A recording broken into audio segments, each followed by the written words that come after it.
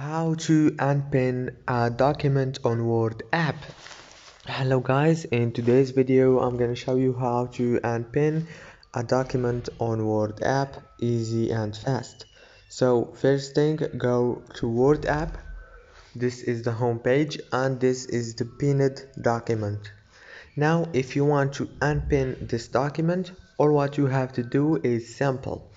Just click on those three dots right here and click unpin from list, and now it's unpinned successfully, easy and fast in less than 1 minute.